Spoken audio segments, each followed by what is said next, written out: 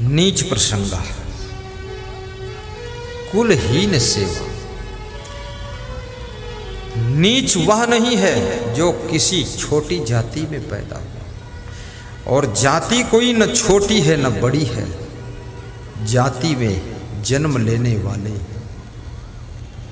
छोटे बड़े महान ऊंचे नीचे होते हैं। अगर उनके विचार महान हैं तो किसी भी जाति में जन्म लिया हो वो व्यक्ति महान कहलाता है। जाति क्या करे। कुलहीन सेवा और जो चरित्रहीन है, विचारहीन है, विवेकहीन है, गुणहीन है, कर्महीन है, उनकी सेवा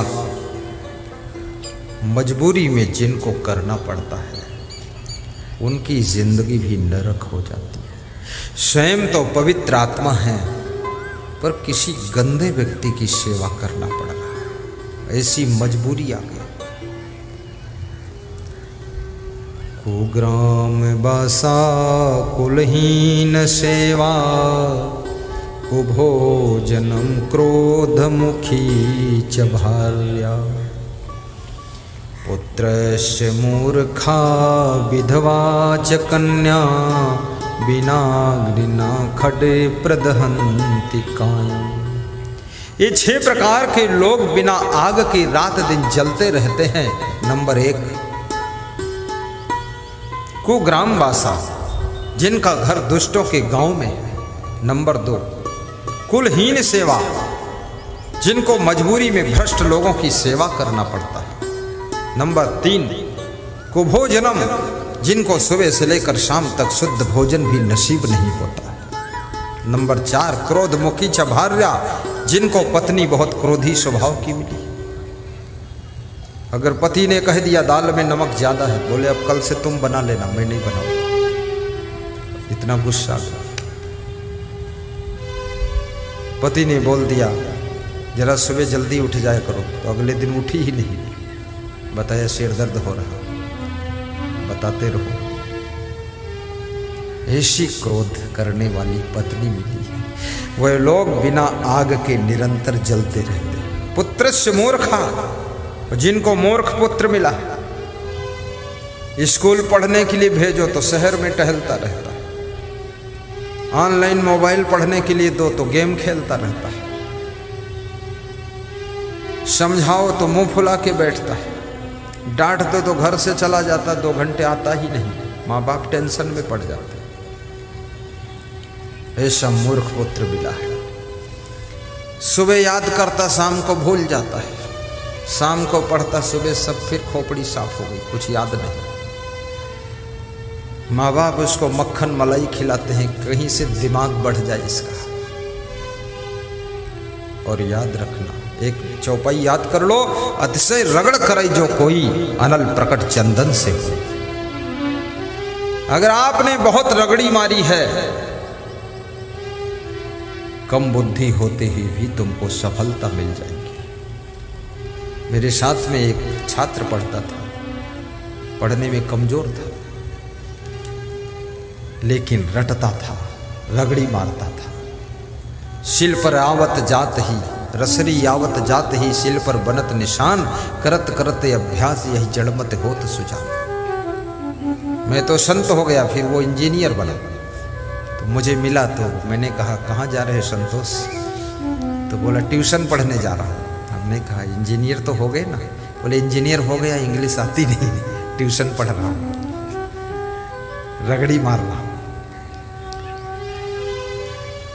आप अति मेहनत करोगे, सफलता जरूर मिल जाएगी। सही डिसीजन लीजिए। पुत्रस्य मूर्खा विधवा च कन्या, और जिनकी कन्या विवाह होने के 2-4 साल बाद विधवा हो गई, या छुड़ौती हो गई, या पति ने उसको भगा दिया, या स्वयं भाग कर आ गई घर में बैठी जवान कन्या, उसके माँ बाप उसको देखते हैं बिना आग में निरंतर जलते रहते हैं कि इसकी जिंदगी का क्या होगा। जवानी में घर वापस आकर बैठी। इसलिए इतने पुण्य कमाओ कि आपको विधवा ना होना पड़े।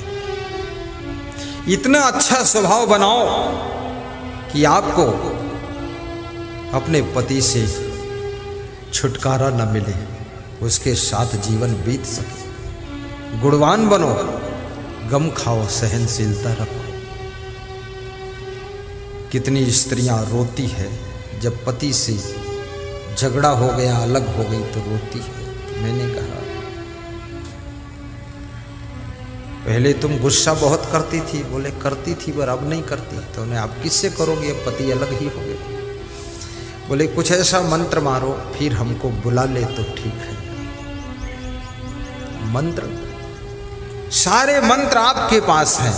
जिसको अपना बनाना चाहो तुम अपने मृदु वाणी से, सहनशीलता से, सद्गुणों से, सदाचार से, अच्छी आदतों से, सुंदर स्वभाव से उसको तुम अपना बना सकते हो। और यदि ये तुम्हारा स्वभाव बिगड़ गया, आदत बिगड़ गई, सहनशीलता नहीं रह गई, गम नहीं खा सकते हो, तो अपने भी पराये हो जाते हैं, अपने भी पराये हो जाते हैं। पर याद रखना, जिंदगी अकेली किसी की गुजरती नहीं है। संत भी बन जाओगे तो संतों की मंडली में रहना पड़ेगा। तुम सोचो घर बार छोड़कर मैं भाग जाऊं, छुट्टी कर दूं। अरे साधु बनो। मैं साधु बना ना, तुम्हें कितने साधुओं में रहना पड़ता है। 60-70 साधुओं की टोली में रहता हूं। और इतने महान संत, जिंदगी स्वर्ग हो गई, बड़ा सुख मिलता है, शांति आने। स्वयं अच्छे बनो, सब अच्छे मिलते चले जाएंगे। आप सभी का जीवन मंगलमय हो। ये 6 चीजें मनुष्य की जिंदगी को नरक बना देती हैं। अत्यंत कोपः कटुका च वाणी, दरिद्रता च सुजनेषु वैरम, नीच प्रसंगा कुलहीन सेवा, चिन्हानि देहे नरक स्थिता। 4 चीजें मनुष्य की जिंदगी को स्वर्ग बनाती हैं। स्वर्ग स्थिता नाम इह जीवलोके चत्वारि चिन्हानि वसंत देहे, दान प्रसंगो मधुरा च वाणी, देवार्चनम ब्राह्मण तर्पणश्च। देवी देवताओं की भक्ति करना, जिनको ब्रह्म ज्ञान है, आत्म ज्ञान है, जिसको स्वरूप ज्ञान है, उनकी सेवा करना, मृदु वाणी बोलना, दान करना। दान का स्वभाव आपको संत महान पुरुषों के चरणों में पहुंचाता है। दान का स्वभाव आपको मंदिर में पहुंचाता है। दान का स्वभाव आपको तीर्थ स्नान करने पहुंचाता है। दान करने की आदत आपको सज्जनों के बीच में पहुंचाती है। और जहां सज्जन और संत और मंदिर और तीर्थ में आदमी पहुंचता है, वहां से संस्कार मिलते हैं। उन संस्कारों से उसका संसार सुंदर हो जाता है और जिंदगी स्वर्ग बन जाती है।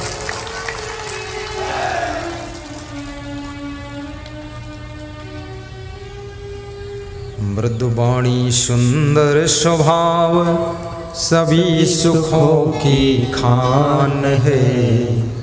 प्रेम की गंगा बहे जहाँ पर वह घर स्वर्ग समान है। प्रेम की गंगा बहे जहाँ पर, प्रेम की गंगा बहे जहाँ पर वह घर स्वर्ग समान है। वह घर स्वर्ग समान है। मृदुवाणी सुंदर स्वभाव, मृदुवाणी सुंदर स्वभाव सभी सुखों की खान है। प्रेम की गंगा बहे जहाँ पर वह घर स्वर्ग समान है। प्रेम की गंगा बहे जहाँ पर वह घर स्वर्ग समान है।